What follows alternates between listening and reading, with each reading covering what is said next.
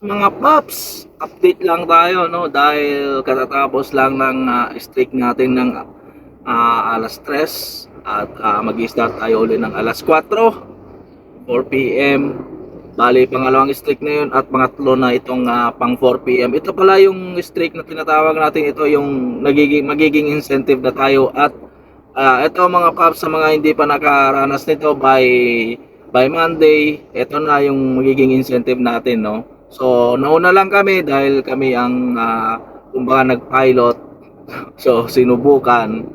Kaya maranasan nyo na rin by Monday yan kung ano tong yung streak na ito. Ito yung nagiging incentive natin. So, by Friday yata ng 6 p.m. or Saturday, I'm not sure. Pero Friday ng 6 p.m. mga paps, bukas i-check nyo na para kumuha na kayo ng slots kasi hindi lang natin alam kung magkakaubusan ng slots nito. So ito ay para may dagdag kita tayo at kailangan pag kumuha kayo ng slots mga paps, reminder lang, kailangan pag kumuha kayo ng slots, siguraduhin nyo na makabiyahe kayo or kunin ninyo yung oras na yon para makuha nyo yung streak or incentive.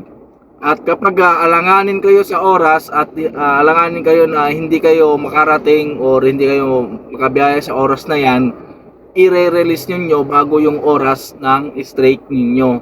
Para sa ganon ay ito kasi yung abiso ng management, ang abiso sa forum ay dapat kung ano yung nakuha nating slots sa streak, bumiyahe tayo sa oras na yon, kunin natin yon at para makuha natin yung magiging incentives natin.